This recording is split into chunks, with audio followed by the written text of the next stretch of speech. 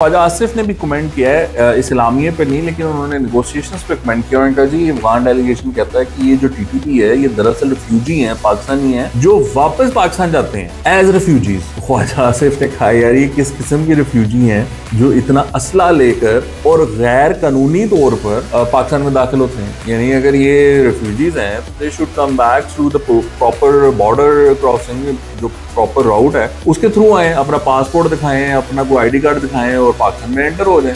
ये कैसे रिफ्यूजीज हैं जो इतना असला लेकर और वो भी पहाड़ों से पाकिस्तान में एंटर होते हैं और फिर आकर यहाँ पर हमले करते हैं। सो यू नो एब्सर्ड चीजें इस तरह की हुई हैं। वहां पर अफगानिस्तान ने बड़ी कोशिश की है, जिसको कहते हैं ना मछली तड़प रही थी, इधर उधर जाने की कोशिश की है लेकिन वो कामयाब नहीं हो सके और इनको ट्रैक पे रखा है इंटरनेशनल कम्युनिटी ने। और अब ये भागने की दोबारा कोशिश करेंगे। मुझे लगता है कि जो नेक्स्ट नेगोशिएशन होंगी 6 नवंबर से शुरू की, उसमें भी कोशिश करेंगे, कोई ना कोई इसी तरह की हरकतें करेंगे। बट लेट्स सी कि इनको इंटरनेशनल कम्युनिटी होल्ड कर पाती है या नहीं होल्ड कर पाती है।